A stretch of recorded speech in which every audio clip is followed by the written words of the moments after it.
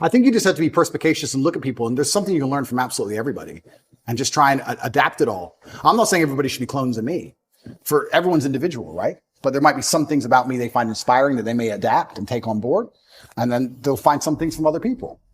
But learning to speak is something I understood from a very young age how important that would be. That's a superpower. Imagine the 20-year-old that's watching this that's saying, no, Tate, don't give me the answer for anybody can create, can contribute to society. I'm not that guy. Talk to me like I'm one in a million. What should I do? What angle should I do? Okay, so first things first, you need to be worthy of respect. And you're going to be worthy of respect through having things which are difficult to acquire.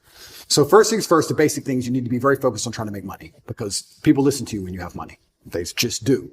Secondly, you need to be in fantastic physical condition because when you're in fantastic physical condition, it cannot be bought. It must be earned. And people know that. When you're in, I don't know about you.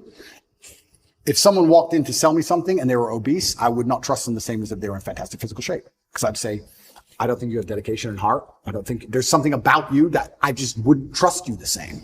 So fantastic physical condition and money is the first thing. The second thing, whatever your ideas are, you need to learn how to communicate them. Speaking is a superpower in and of itself. You need to become a fantastic communicator. You need to be comfortable in all realms of communication. You need to be persuasive. You need to be comfortable arguing. You need to be good at debating. There's a lot of people out there in the world who have ideas that they can't even project into somebody else's mind. How are you going to rule the world with that? How are you going to get your ideas out there and make an influence if you can't make other people understand exactly what you think? That's the first thing. Second thing, once they understand exactly what you think, you need to make them agree with what you think. These are two different skills. Must be practiced and must be learned. If you're 20 years old and you want to change the world, you need to be having endless debates. Endless. Without resorting to name calling, not on Twitter like a dummy, in person. And you need to come across in a way that people agree with you. We can go back quickly and talk about the red pill. The difference between me, when I talk to girls on these panel shows, and every other guy when you talk to girls on panel shows is, when I'm done, all the girls want me. Watch them. Watch the shows. I say the same thing, and by the end, the chicks are in love with me, as opposed to saying the same thing and the chicks thinking I'm a dickhead. That's the difference. I project my ideas and I make them agree with my ideas to a point where they're like, texting me afterwards. I'm not saying anything different. It's how I'm communicating it. You can catch more flies with honey than hurting people sometimes. So you need to be good at everything. You need to have a Swiss Army knife of tools. I know when to be intimidating or aggressive. I know when to come across as obtuse. I know when to come across as exceptionally open-minded and easy to understand. I know when to come across as understanding. I know all these things. This all has to be practiced. And a lot of it is, communication. I would say, if you're going to say to a 20-year-old who's truly exceptional and driven, I'd say you need to become a master communicator. Because once you can do that, you can do anything.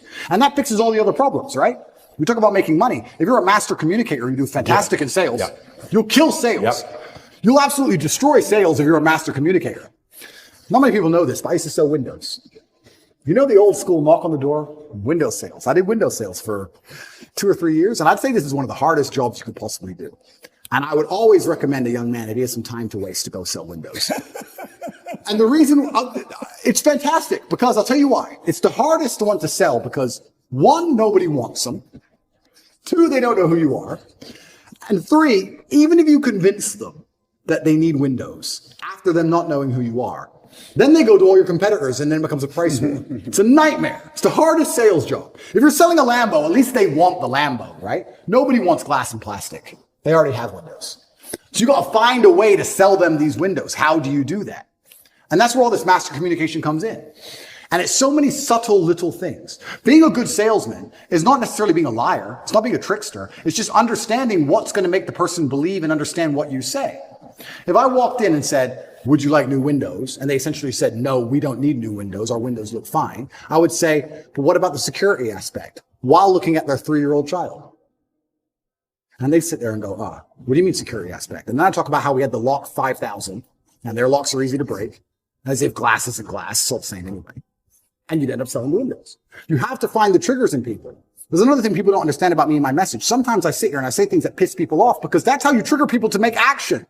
I have often written emails or done videos to, especially to men when I want to help men, to piss them off. You're a loser. You're a dumbass. Andrew, why do you mean? Because you're not going to go to the gym unless I tell you you're a fucking loser. And you are a loser, and I'm not lying to you. You are a loser. The emotional trigger you need to get up off that chair is the fact that you're not important. Nobody cares who you are. Any girl you're ever in love with, I could take. And you're insignificant. And when you die, nobody's interested. That's your fault. You could have been something else. You did that. You failed. It has to be done. You have to be a master communicator. And sometimes that involves also insulting people. It's all a massive tapestry. But to answer your question, for the 20-year-old, he needs to become a master at communicating. But also to be a master at communicating, you also need experiences worth talking about. You have to live a life. You need a degree of wisdom. And wisdom doesn't always come with age. It comes with life lived. I had a guy message me. This is a long time ago when I used to reply to my own emails. Too big now. But he said, I don't have any stories. My life's boring. I said, bro, where do you live? He said, Madrid. I said, bro, ride the train from Madrid to St. Petersburg. Ride the train from Madrid to Vladivostok. Do the Trans-Siberian Railway. Cost you like $300. He said, oh, but what if I get robbed? Exactly! That's exactly the point! What if you get robbed? Now you have a story. Maybe you'll die, maybe you won't. But you have a story. Don't bring your watch. Have you got a Rolex? No one wants to rob you anyway. Don't worry about it. You're a brokey. Get on the train. There has to be that degree of risk to even have a story, because when you have a story, then you can communicate the story. You can't be an empty vessel either. So when you say you're telling me how I build this 20-year-old into a super soldier. Yeah, he has to be a master communicator, but he also has to do things which are risky. Risk has value intrinsically linked to it, intrinsically. This is why people, when you do risky things, people want to hear the story. Your coolest stories involve risk. Something went wrong. This could have happened. I almost this. I made it out. Without these risks, you haven't got it. So I would say to the 20-year-old, do what I did. Get in the cage. Get in the ring. Knock someone out. Get knocked out. Train hard. Fighting will teach you everything you need to know about life. You'll learn everything about who you truly are. You'll learn if you're a coward or not. You'll learn everything about perseverance and hard work and dedication. Everything about being underappreciated. You learn everything about fear. You learn all of it. You learn everything about people. You win a fight, check your phone. Lose a fight, check your phone. You learn all about people. You learn all about them. You learn all about women. I learned so much about women through fighting. When I had a fight coming up and I was weight drained and I had barely eaten in weeks and I'd lost all this weight and I had a world title fight and I'm fighting a guy who might kill me and she's complaining about the toilet seat. I learned all about women. You learn a lot about life through these difficult processes and paths. And there used to be for men like a rite of passage. In most societies, you had to go through something to become a man, from a boy to a man. But that thing was always difficult. It's always been difficult. Now you have to self-induce it, self-inflict it. But if you're going to be a boy and never bring on that self-inflicted rite of passage, how are you going to ever become a man? I'm happy I'm struggling. I don't want to be happy. I want to be great. This is the beauty of life as a man. Do you understand? I don't care. I'm happy to be struggling. I wanted to fight. You wanted to win. I wanted to fight. That's the difference. You're concerned with winning. I wanted to just fight. And we're fighting. That is the beauty of life as a man, to be great. If you concern yourself only with being happy, you are once again acting like a female or a child. Happiness is fleeting. It doesn't even matter. If you're concerned only with the hedonism of happiness, you're going to drink alcohol and go to parties and go to festivals and take drugs. I want to be happy. Who cares? I want to be great. I want to be great all of the time. And let me ask you a question as a man at home, genuinely, truthfully. Would you rather be a loser who's always smiling, a happy loser, or would you rather be a stressed winner? Because I'll tell you something about winners. Most of them are stressed. We are stressed. We're stressed.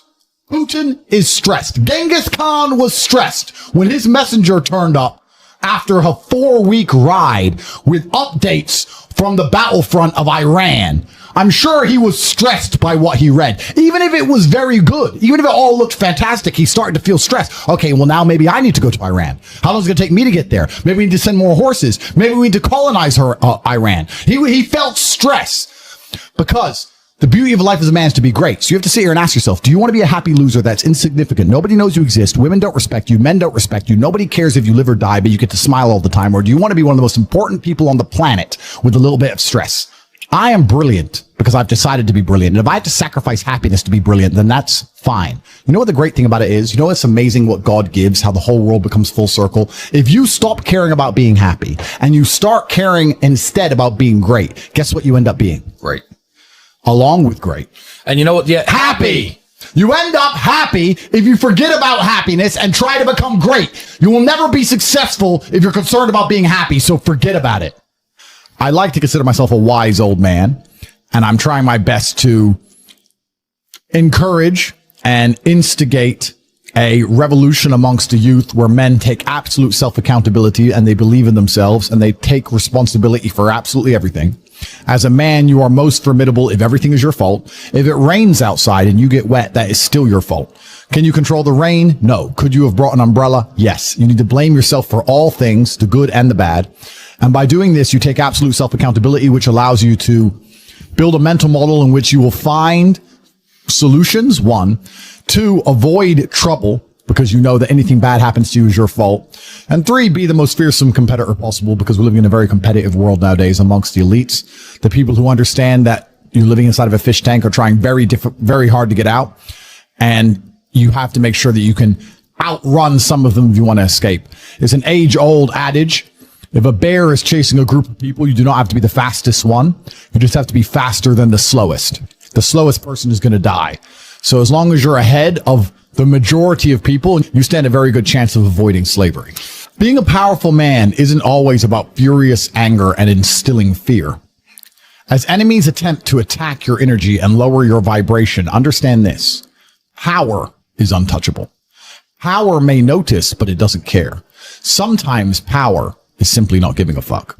Being a powerful man isn't always about furious anger and instilling fear, meaning sometimes it is. You need to retain the capability to instill fear with furious anger. A man who cannot do that is not a man. It is one of the cards you need to have in your deck. However, more often than not, when you're in a true position of power, you will play the alternate card, which I'm describing here, is simply not caring. How can you not give a fuck about things? Well, I'll tell you how. If you're filthy rich and you have a strong network of people around you who you trust, and you have a good family, and you have beautiful children, you have women who love you, and you have beautiful supercars, you live with your best friends in a compound, you have armed guards, and you're proud of yourself, and you're strong, and you train hard every day, and you're monumentally successful, and all of your dreams come true. And if you want something, you can instantly snap it up. You want a Pagani, you want a Bugatti, you want a $25 million apartment, anything you want, you buy. It's very easy to not give a shit about the opinions of people who don't have one fraction of your success. And what these people are trying to do is drag me, I'm using me as an example, but we can also use it for you. When you have true power, they're trying to drag you down. They're not trying to elevate themselves. They're trying to drag you down, which is a very different thing, because it's amazing how God rewards those who are trying to build and create and elevate, and how it punishes those who are simply trying to destroy and be spiteful and negative. And these people are going to dedicate hours and hours and millions of hours of their life towards a certain cause. Thank you. To try and drag people down who they cannot affect because they're already too powerful and too large. And they're wasting their own human experience, and they're not progressing or advancing themselves in any way. They will stay brokies, and we will stay rich forever. So the lesson here is that you need to get to a position where ignoring people is a move in which you're guaranteed success. You can ignore people completely and they are benefiting you. And that comes from a position of power. And I think a lot of you at home right now, you may not be in our position, but if you're already working hard, you're already going to the gym, you're already training, you make sure that you're getting as much muscles as possible, as much money as possible. You're dedicated. You don't sleep in. You don't waste your time. You don't smoke weed. You don't play video games. You're focused on trying to become fantastic as a person. You can just ignore that girl. That girl who broke your heart or cheated on you, just ignore her. The most powerful move you can make is ignore her. Yeah, you could yell at her. Yeah, you could try and make her scared of you, blah, blah, right? That's not going to work. The powerful move is just to completely ignore her because you're on your ascent. She is likely on her descent. She likely has no intention of improving herself, no intention of becoming richer, no intention of becoming better looking. Time is against her. As she gets older, she's going to lose her looks. You're going to continue your ascent, and she's going to have to watch you for the rest of her life be the man that she could have been with that she's no longer good enough for. The best thing you can do is simply ignore her. That is the powerful move. And it's the same with also men. It's not even a gendered argument. There's men who want to be your friends right now, who wanted to be your friend, and they did something wrong to you.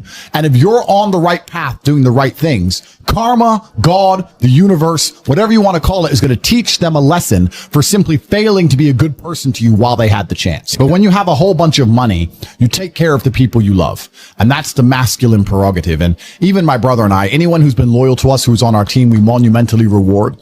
And everyone who ever displayed cowardice or sold us out or made mistakes massively regrets it because they see how well we treat the people who are close to us. If you lack somewhere, excel somewhere else. Counter your weaknesses by honing other capabilities. If you're ugly, become filthy rich. If you're poor, be as strong as an ox. Life is unfair. The primary focus of your energies is to balance the books. And there's two different ways you could interpret that. You can, obviously, increase the attributes that you are lacking. If you have the ability to train, because a lot of people don't. Some people are born without arms and legs, but you, with 2 arms and 2 legs, are sitting at home jerking off the Pornhub, flabby and fat. If you have the ability to train, you should be doing it. But also, there are some things that some people are just better at, and you can counteract that problem by teaming up with people who compensate for your weaknesses. People who are strong in areas where you are weak, and you team up with people where you are strong in areas where they are weak. I don't think between the people in this house and our group of friends, we lack anything. Correct. Anything. Correct. Literally anything. We can sit as a group and have a conversation about anything with anyone in the world and give useful insight and change people's lives for the better, because although I am not perfect, our team compensates one for each other. And that's the point of brotherhood. So excel in one area if you lack in others. I have people say to me, Andrew, I'm short. What do? I'm short. Okay, God made you short. Fine. Good. Doesn't matter. You can't change it. What you can do is become as strong as an ox and become filthy rich and monumentally important and extremely influential. You can do that. People say, I'm poor. You should be strong.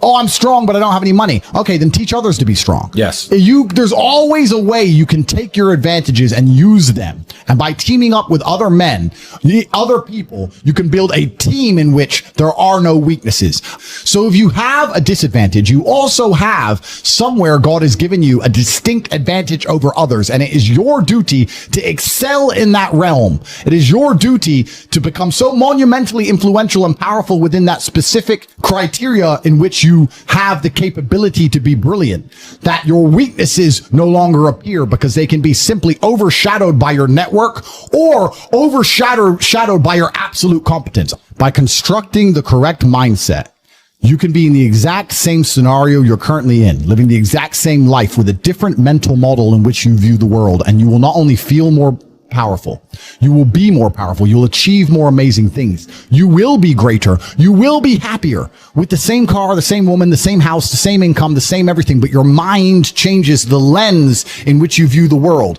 Lenses change things. Rose tinted glasses, perhaps dark glasses. You can put glasses on, change the lens, and you can view the world differently by changing how your mind is constructed and put together and the way you view the world. That is the point of mental Aikido.